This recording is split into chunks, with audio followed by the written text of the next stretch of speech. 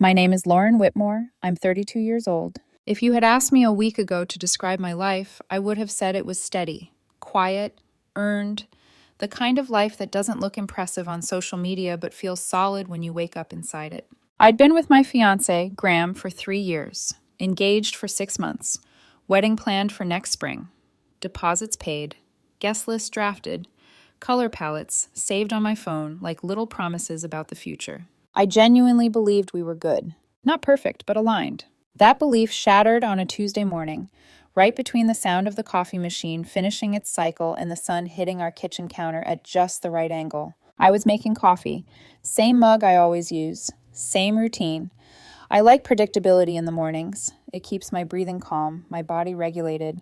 That's always been important to me. Graham practically bounced into the kitchen, grinning like he'd just won something. "Lauren," he said, already laughing, already excited.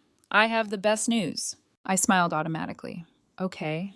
"My coworker's golden retriever just had puppies," he said. "She said we can pick one this weekend."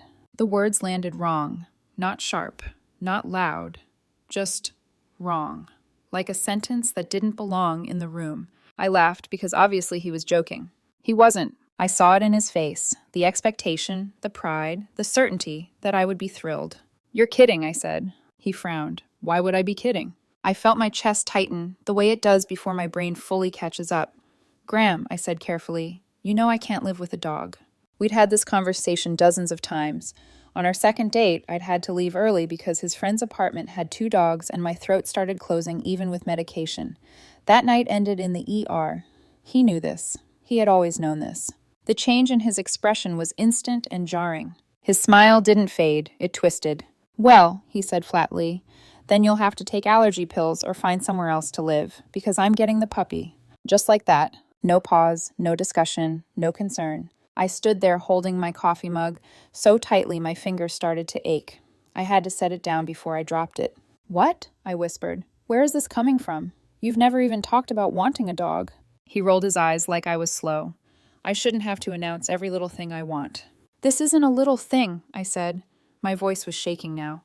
"This could put me in the hospital." "God, Lauren," he snapped. "People deal with allergies all the time. You're being so dramatic." "Dramatic." I stared at him, my heart pounding hard enough that I could hear it in my ears. "I've been hospitalized twice."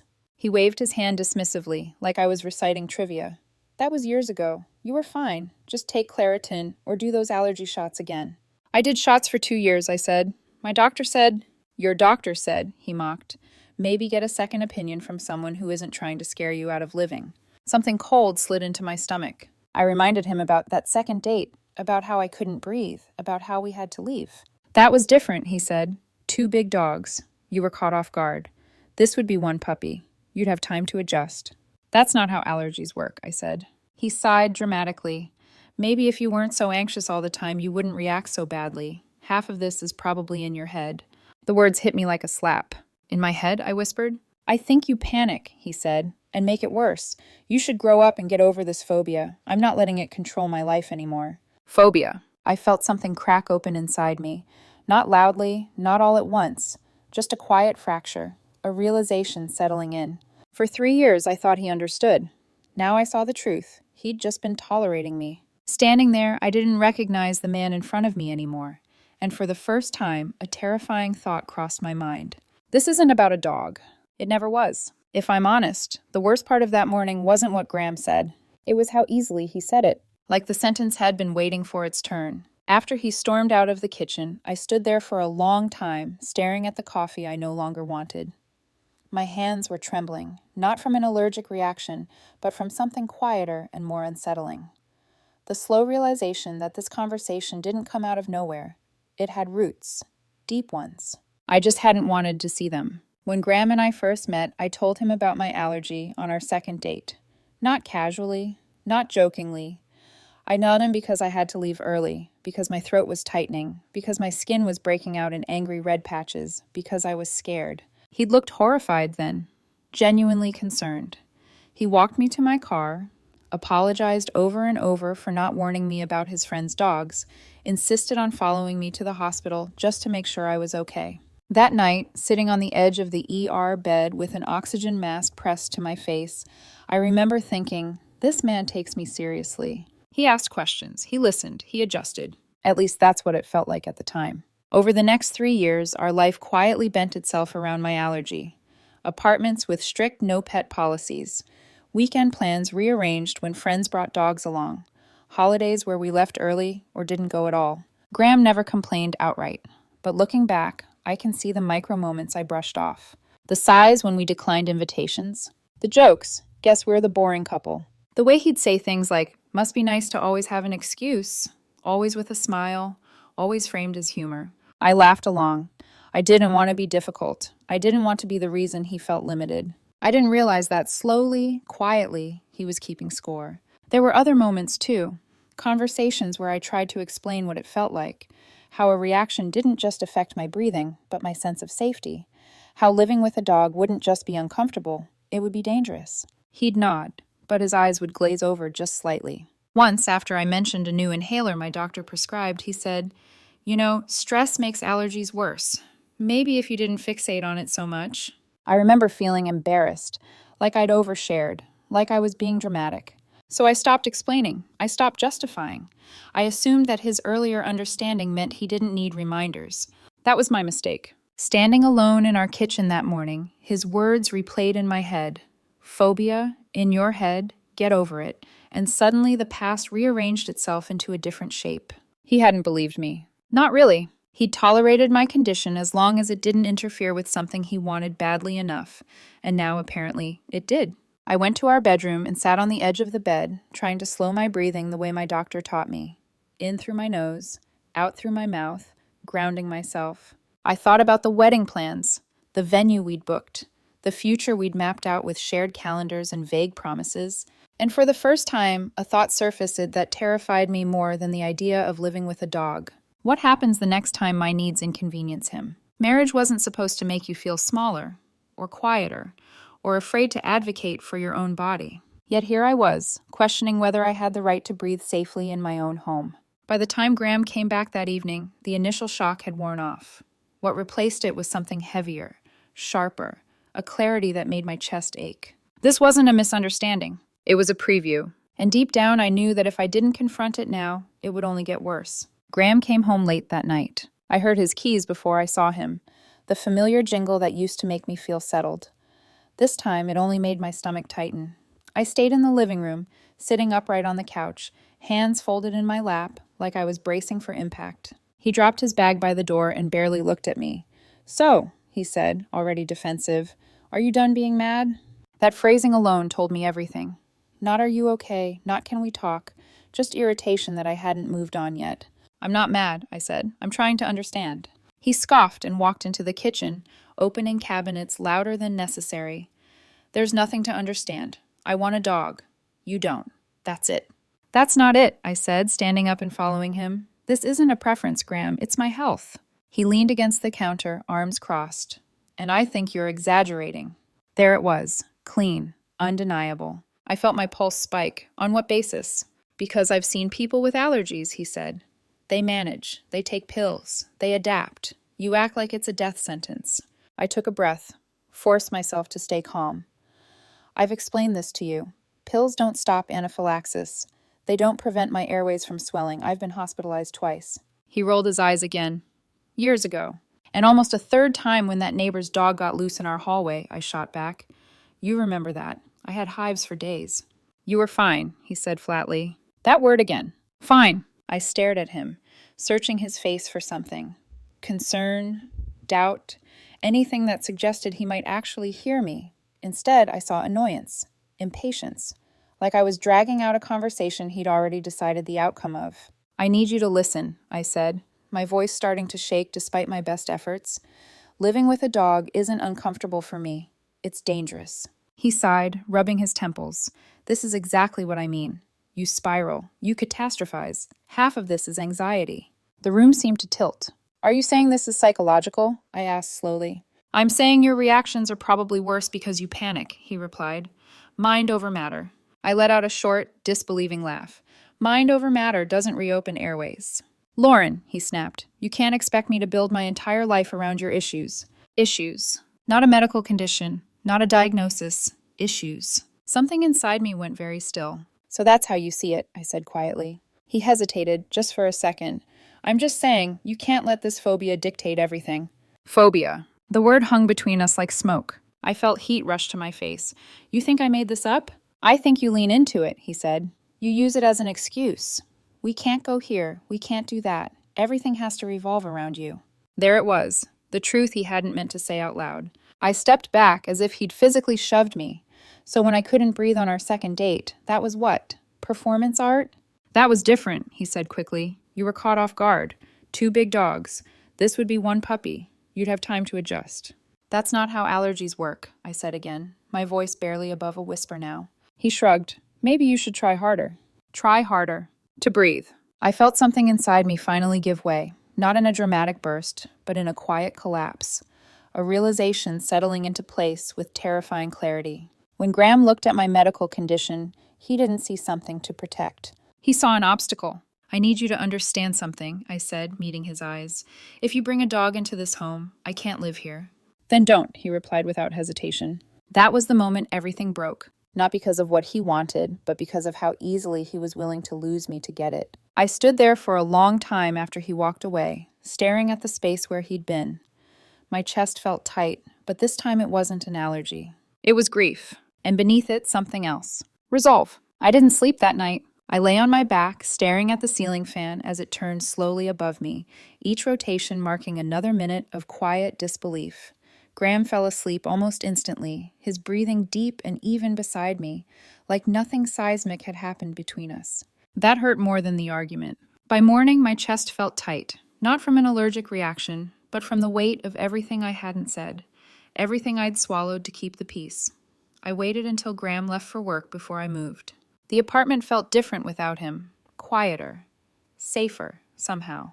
I sat at the kitchen table with my phone in my hands for a long time before finally making the call. There was only one person I trusted enough to say this out loud to. My sister Rachel. She picked up on the second ring. Hey, she said, you okay? That was all it took. I broke. Not in sobs or hysterics, but in that shaky, breathless way that comes when you've been holding yourself together for too long. I told her everything.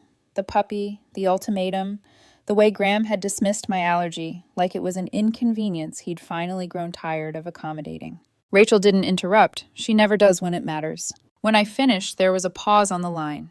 Then she said very calmly, Lauren, if someone you're about to marry tells you to choose between your health and what they want, they've already made that choice for you. I closed my eyes. I keep wondering if I'm overreacting, I admitted. 3 years is a long time. There's a wedding planned. Money spent. What if this is just a fight that got out of hand? It's not about the dog, she said immediately, and you know that. I do, I whispered. That's what scares me. Rachel sighed. Listen to me. People don't suddenly become this dismissive overnight. This is just the first time his wants collided directly with your needs in a way he couldn't ignore. Her words echoed thoughts I hadn't wanted to acknowledge. What would you do? I asked. I'd leave, she said without hesitation. Not because he wants a dog, but because he decided your body was negotiable. The phrase landed hard. My body was negotiable. I thought about the future we'd planned. Kids, a house, a lifetime of decisions made together, and suddenly I couldn't stop thinking about all the ways this could repeat itself. What if it wasn't a dog next time? What if it was a medical procedure he thought was unnecessary? A boundary he didn't feel like respecting? A risk he decided was worth taking, as long as it wasn't him paying the price? I don't think he sees me as a partner, I said slowly. I think he sees me as an obstacle he's been patient with.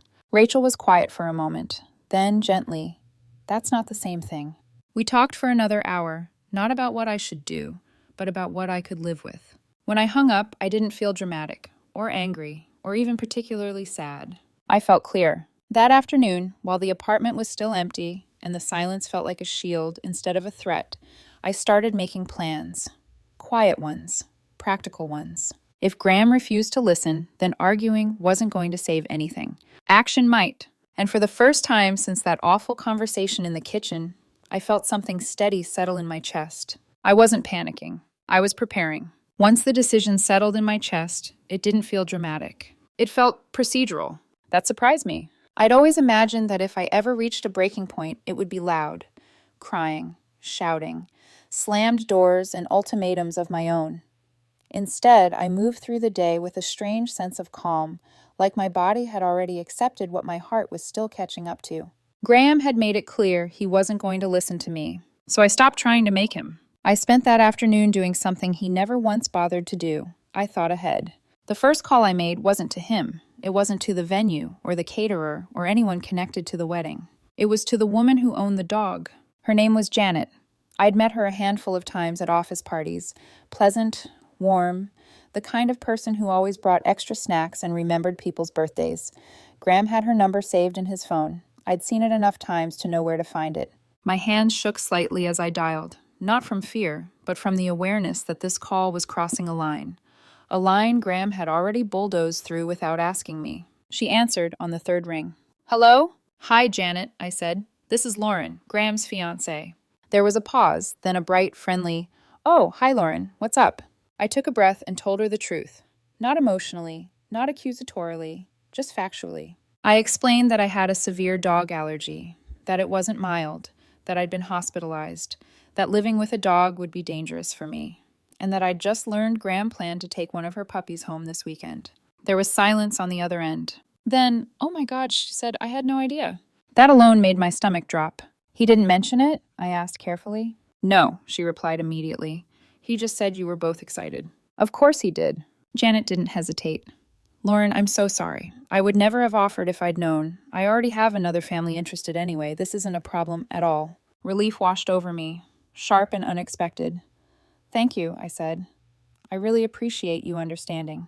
"Of course," she said. "Your health comes first." Your health comes first. A woman I barely knew understood that instantly. When I hung up, I sat there staring at my phone, the realization sinking in with uncomfortable clarity. If a near stranger could grasp the seriousness of my condition in a 5-minute phone call, then Graham's refusal to do so over 3 years wasn't ignorance. It was choice, and that's when it fully clicked.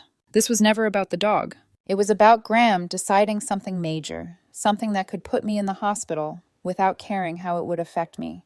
It was about him assuming I'd adapt, comply, or remove myself quietly so he could get what he wanted. I thought about the future again, about marriage, about all the decisions that would follow. What happens next time he wants something that puts me at risk? What happens when I'm legally bound to someone who believes my safety is optional? I didn't feel angry. I felt done. The second call I made that day was to our leasing office. Our lease was up for renewal next month. Only my name was on it. My credit score had been stronger when we moved in, and at the time it seemed easier to keep it that way. I told them I wouldn't be renewing. They asked if everything was okay. I said yes, because for the first time in days, it felt like it was. By the time the sun started to set, I'd made one more decision. I wasn't going to tell Graham. Not yet. He'd already shown me how he handled conversations that didn't benefit him. I wasn't going to give him another chance to dismiss, minimize, or manipulate me into staying longer than I should. Instead, I started packing, quietly, methodically. Only my things. Clothes, books, documents, anything I couldn't replace easily. I moved through the apartment like a guest already halfway gone. Let Graham find out the way I had. Let him experience what it felt like when someone made a major life decision without asking first. For once, I wasn't reacting. I was choosing. I learned very quickly how much you can pack when you're motivated by clarity instead of fear. I waited until Graham left for work the next morning before I really started. Not because I was sneaking around, but because I didn't want noise. I didn't want confrontation. I didn't want to give him an opening to turn this into another argument where my reality became something up for debate. This wasn't a discussion anymore. This was logistics. I moved through the apartment with a quiet efficiency that surprised even me. Closet first, then the dresser. I packed clothes I hadn't worn in years alongside ones I wore every week. It wasn't about curating, it was about getting out. Every now and then, I'd pause, holding something familiar. A sweater he liked, a framed photo from a weekend trip, a book he'd given me for my birthday. Each time, I felt a brief tug. Not doubt, just history. 3 years doesn't disappear just because you finally see the truth. But history wasn't a reason to stay. I kept my packing focused. Important documents, medications, my laptop, chargers, anything that would be difficult to replace if things turned ugly. I wasn't expecting violence, but after the way he'd spoken to me, I wasn't naive enough to assume calm either. By noon, I had several boxes stacked neatly by the door. That's when my phone buzzed. A text from Graham. "We need to talk tonight. This dog thing isn't over." I stared at the screen for a long moment, then set the phone face down on the counter. No response. I wasn't going to negotiate my lungs. The reality was simple. Even if Graham magically changed his mind tomorrow, even if he apologized, promised never to bring it up again, the damage was already done. He'd shown me who he was when he thought he had the upper hand. He'd shown me how quickly my safety became an inconvenience. That knowledge doesn't unstick itself. Later that afternoon, I took a carload of boxes to my sister Rachel's house. She met me at the door without questions, just wrapped me in a tight hug and said, "You can stay as long as you need." I didn't cry. Not yet. When I went back for the second load, the apartment felt hollow, less like a shared space and more like a stage set I was dismantling. I left the furniture, the kitchenware we'd bought together, anything that required a conversation to divide. This was about speed, not fairness. I knew if I tried to formally end things while still living there, Graham would drag it out. 30 days notice, endless discussions, emotional whiplash, promises made under pressure. I didn't owe him that. By the time evening rolled around, I'd taken everything I needed, everything that mattered. Graham came home just as I was loading the last box into my car. He stood in the parking lot, staring at the half-empty apartment behind me, like he'd walked into the wrong reality. "What is this?" he demanded. I closed my trunk calmly. "I'm moving out." His face flushed red. "You can't just do that." "I already did." "You're overreacting," he snapped. "You always do this. Turn one disagreement into a crisis." I looked at him then, really looked. The frustration, the disbelief, the complete lack of self-awareness. "This wasn't a disagreement," I said quietly. "This was you telling me my health didn't matter." "That's not what I meant," he said immediately. "You're twisting my words." "I'm responding to them," I replied. He stepped closer. "You're really going to throw away 3 years over a dog?" I shook my head. "I'm leaving because you told me to take pills or get out." He opened his mouth, then closed it again. For the first time, he seemed to realize I wasn't bluffing. "This isn't finished," he said. I met his eyes. "For me, it is." Then I got in my car and drove away before he could say anything else. I didn't feel triumphant. I felt exhausted. But beneath that exhaustion was something solid and unfamiliar. Safety. I didn't hear from Graham for almost 12 hours after I left. That silence should have felt like relief. Instead, it felt like the pause before a storm. It started the next morning. First came the texts. Short, sharp. "This is ridiculous. You're acting insane. We need to fix this before you make a bigger mistake." I didn't respond. Then the calls started, one after another. I let them ring until my phone went quiet again, face down on Rachel's kitchen counter. She watched me carefully but didn't push. She understood that silence wasn't avoidance. It was a boundary. By early afternoon, my phone lit up again. This time, it was a single message. "Janet canceled the puppy. What the hell did you do?" My chest tightened, not with guilt, but with the certainty that things were about to get ugly. An hour later, my sister's doorbell rang. Rachel looked at me, her expression hardening. "Stay here." But it was already too late. Graham's voice cut through the hallway before she even opened the door. "You went behind my back!" He burst into the living room, eyes wild, face flushed with fury. I stood up slowly, my heart pounding but my voice steady. "I spoke to Janet," I said. "I told her the truth." "You sabotaged me," he shouted. "Do you have any idea how humiliating that was?" Humiliating. Not dangerous, not cruel, not reckless. Humiliating. "She thinks I'm some kind of monster now," he continued. "Everyone at work knows. I told people I was getting a dog." I stared at him in disbelief. "That's what you're upset about?" "You had no right," he snapped. "You always do this. Control everything. Make me look like the bad guy." Rachel stepped between us. "You need to leave." He ignored her, eyes locked on me. "This is my life, too." "And you made it clear I don't fit into it," I replied. That's when the anger cracked. His face went pale. "No," he said, shaking his head. "You don't get to do this. We're getting married. The venue is booked. Invitations are ordered." "I'm calling it off," I said. The words landed like a bomb. He let out a sound that was half laugh, half snarl. "You can't be serious." "I can't marry someone who treats my medical condition like an inconvenience." The scream came out of nowhere, high-pitched, sharp, so loud I flinched. "You're destroying my life over something this stupid." "You're destroying your own life," I said quietly. "I'm just choosing not to let you destroy mine too." He spun around, grabbed the nearest object, a ceramic bowl from Rachel's shelf, and hurled it against the wall. It shattered on impact, pieces scattering across the floor. Rachel swore and reached for her phone. "That's it. I'm calling the police." Graham froze, chest heaving. For a split second, he looked terrified. Then, just as quickly, the rage dissolved into something else. Tears. He sank onto the couch, burying his face in his hands. "I'm sorry," he sobbed. "I didn't mean it like that. I'll give up the dog, I swear. Please don't leave me." Please. I felt nothing. No relief, no temptation, just clarity. "It's not about the dog," I said. "Then what do you want me to do?" he pleaded. "I'll do anything." I shook my head. "I wanted you to listen. You didn't." His voice hardened again, tears still streaking his face. "I just thought maybe you could try harder." "Try harder to what?" I asked. "Risk my life so you don't feel inconvenienced?" "That's not fair," he snapped. "Everything has always had to revolve around your stupid allergy." There it was. The truth he couldn't pull back. Rachel gasped. I just nodded. "Thank you," I said softly. "That's all I needed to hear." He saw my expression and panicked. "No, I didn't mean—" But I was already turning away. Rachel opened the door and pointed down the hall. "Get out, now." He left in a fury of slammed doors and shouted curses, the sound echoing long after he was gone. That night, as I lay in the guest room staring at the ceiling, I finally cried.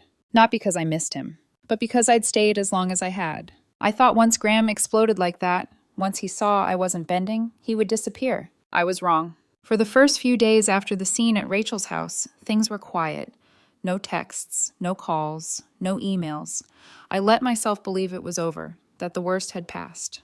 That illusion lasted exactly 4 days. The first place he showed up was my work. I was leaving the building just after 6, exhausted in that dull, hollow way emotional stress creates.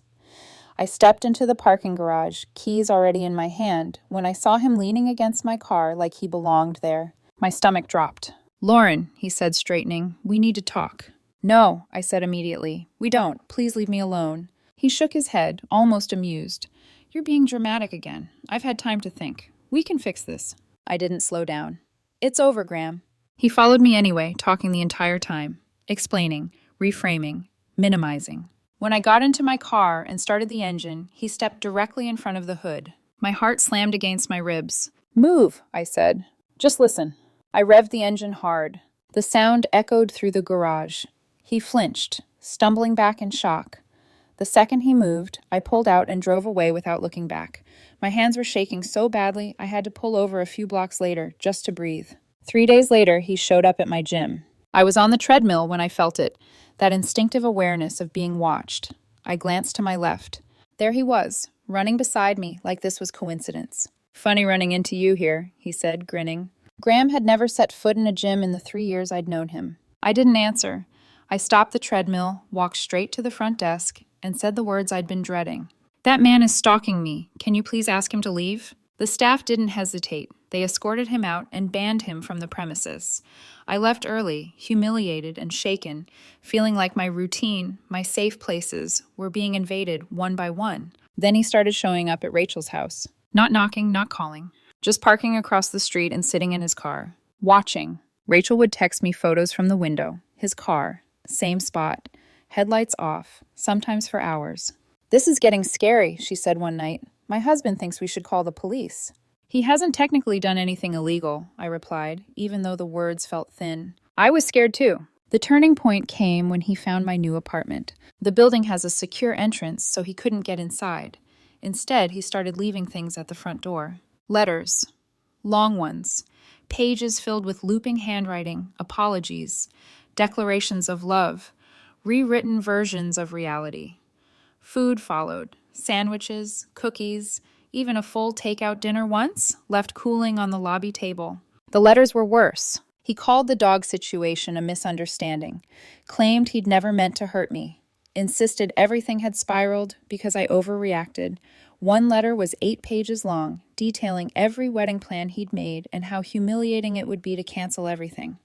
He ended it by saying he hoped I was proud of myself for ruining his future. I kept every letter. Rachel told me to, just in case. 2 weeks later, I got a call from Janet. She sounded shaken. "Lauren, I'm really sorry to bring this up," she said, "but I think you need to know what's been happening at work." Apparently, Graham had been harassing her for weeks, demanding to know which family got the puppy. When she refused, he went to HR. "He's been telling people you and I coordinated this," she said quietly, "that I deliberately went behind his back, that you pressured me to give the puppy to another family just to punish him." I closed my eyes. Of course he had. In his version of events, there always had to be a villain, and it was never him. It gets worse, Janet continued. Through someone at a local vet clinic, I found out he figured out which family adopted the puppy. A couple, 2 young kids. Graham had been driving past their house, sitting in his car, taking pictures. When the family finally confronted him, he accused them of stealing his dog. When they told him to leave, he started photographing their house number and license plates. That's when they called 911. The police arrived while he was still there. He was arrested for harassment and criminal trespassing. I found out when his mother called me that Friday night, sobbing so hard I could barely understand her. "Lauren," she cried, "please help me understand what happened. He won't stop talking about you and this dog. He's been arrested. He might lose his job. I don't know what to do." I told her the truth, calmly, clearly, about my allergy, about the ultimatum, about why we broke up. The silence on the other end of the line was long. "She told me you agreed to get a dog," she whispered, "that you changed your mind to hurt him." "That's not what happened," I said gently. "I'm so sorry," she said. "He's not the son I recognize anymore." I told her he needed professional help, that I hoped he got it, but that I couldn't be involved anymore. When the call ended, I sat alone in my apartment, surrounded by clean air and locked doors.